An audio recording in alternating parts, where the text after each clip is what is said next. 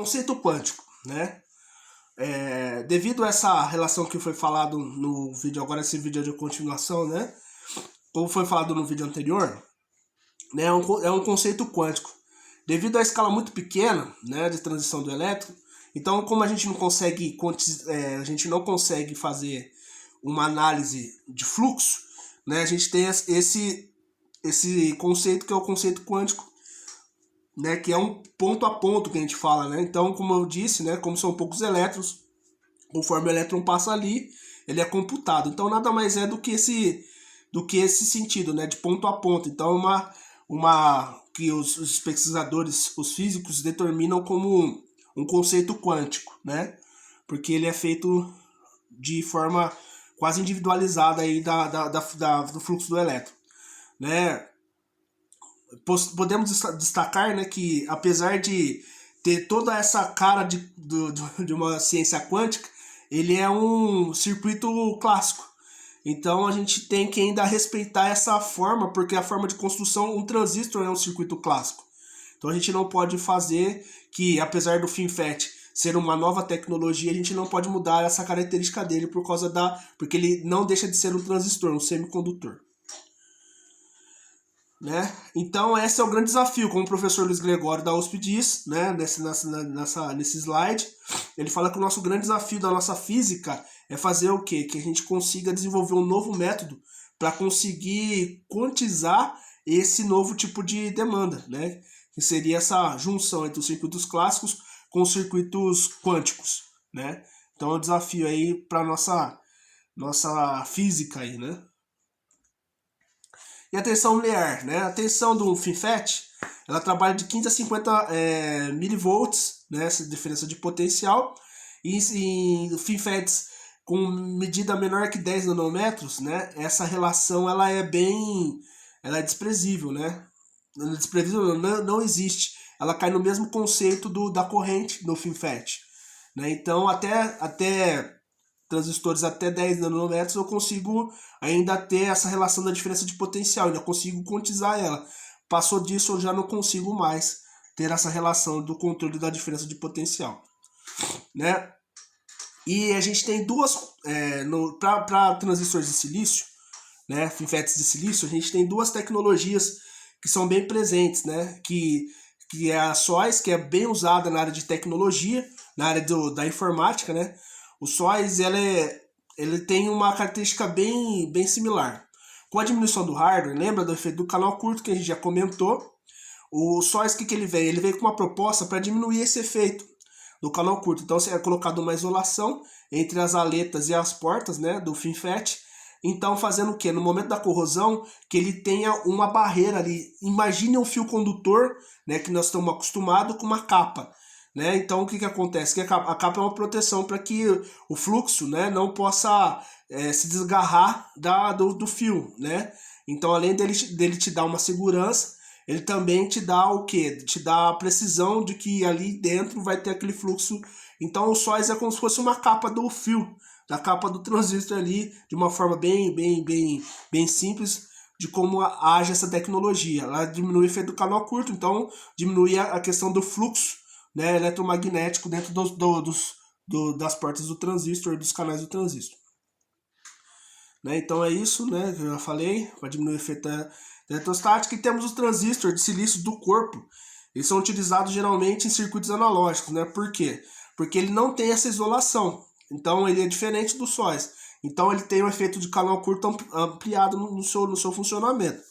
Só que como a sua construção física é maior, ele trabalha na escala de 130 nanômetros, ele tem um ganho de frequência, um ganho de corrente maior, né, de fluxo elétrico, maior no seu canal N e no seu canal P, né?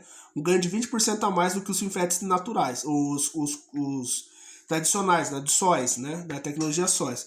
Então essa é a vantagem. A desvantagem é que ele tem, como ele não tem isolação, ele tem o efeito do canal curto amplificado, e com outra desvantagem, com a maior variação de temperatura, por não ter a isolação, também a sua tensão linear varia mais, né, 4 vezes mais do que o do SOIS. Então, ocasionando imprecisão. Por isso que ele não é aconselhável para uso, né, de processamento de dados na área de informática. né? O modo de fabricação, ele é feito, né? Ele é instituído dentro de uma placa de silício, né? E aí dentro da placa de silício o canal do dreno e da fonte é colocado, né? No caso dos sóis com as isolações, e depois de uma forma transversal é colocada a porta, né? E a porta ali que vai fazer o controle. Se for de duas portas, porta dupla, se for de porta tripla, ali vai ser colocado o, o FinFET ali junto com as suas isolações, né? Então é isso, né? E no caso um terceiro passo que é colocado nos casos dos FinFETs e sóis, né? É colocado uma lâmina de titânio em cima do canal da porta, que ajuda na isolação da questão da eletricidade, da eletrostática, né? Da energia eletrostática. Às vezes do corpo, o processo de fabricação é bem similar, a única coisa que diferencia é que não tem isolação, assim como nos sóis aí. Então, por causa que já explicamos aí na questão da relação do FinFET do corpo. Né? É uma foto do FinFET de porta dupla aí, né? A gente vê todos os terminais do FinFET. Vamos falar agora do FinFET do germânio.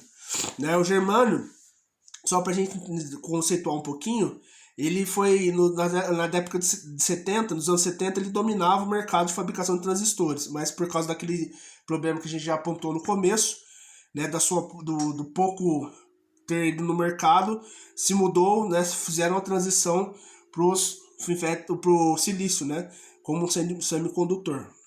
Ele é igual ao silício, né, ele tá no grupo 14, né, o grupo atômico 14, né? Ele está na escala periódica entre o germânio e entre o silício e o estânio, né? E a única diferença que tem de melhor para o germânio é que ele tem um melhor brilho, né? Então ele é bem usado em lugares, é um semicondutor bastante usado em aplicações de luz, né? Infravermelha por causa dessa relação de uma captação melhor de um lugar onde precisa de luz, né? Então, em ações de luz infravermelho. Né? O FinFET de germânio, o funcionamento dele é o mesmo, né, do silício. Né? A única coisa que muda é que ele é uma mescla que é entre de silício e germânio. Ele não é um germânio puro, então ele tem uma mescla aí na questão da condução dele para que ele seja mais eficaz, né? Então é só para a gente entender, mas o funcionamento é o mesmo do silício. O modo de fabricação STI, né, que é de trincheiras, né, com isolação. Então essa isolação das trincheiras no mesmo processo dos sóis. A única coisa que muda é a largura e o grau das trincheiras e o nome que é dado para isso, né? E tem dois processos, o do antes e o depois. Qual que é a diferença do antes e do depois? O STI antes e o STI depois. É a densidade que é usada no processo ali, né, de fabricação estrutural dele. Mas a relação da construção é a mesma.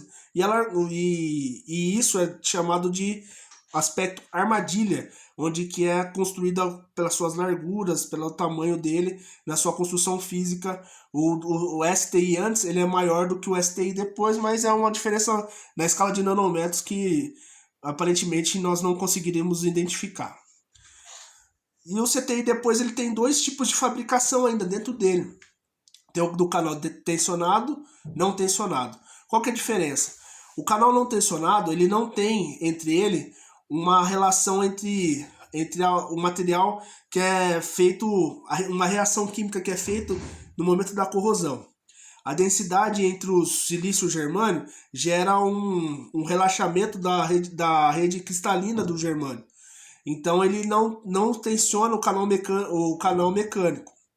Então o não tensionado ele tem essa relação que é determinada pela uma camada colocada de germânio dentro do canal ali do dreno e da fonte do silício. E o canal tensionado acontece ao contrário, né? É colocado uma camada de germânio dentro do canal, né? Do transistor. E aí o que acontece? Aí tem no momento da corrosão, gera um canal, né, de germânio livre, que vai fazer o quê? Que haja uma maior densidade dentro do canal, tensionando mecanicamente o canal. Mas basicamente a diferença não tem uma diferença muito gritante entre um ou outro, né? É somente a variação no processo de fabricação. Aí uma foto do STI, né, do FinFET de Germânia STI, né, para a gente ver como mais ou menos como ele funciona na sua estrutura. Você pode ver que ele é bem similar, esse é um FinFET de porta tripla aí, né, para a gente entender bem o conceito. E a conclusão, com certeza a evolução da tecnologia tem impactos positivos na formação social e intelectual dessa geração e das futuras. Com certeza os transistores FinFETs ainda estarão presentes em muitas das novas descobertas que facilitarão o desenvolvimento de um mundo melhor. Assim, nossos agradecimentos pela oportunidade de desenvolver esse trabalho. Então, nós agradecemos a professora Juliana e a todos os nossos alunos aí, amigos, né, do curso de tecnologia e também do curso de automação e controle da Universidade Salesiana de São Paulo. Obrigado a todos.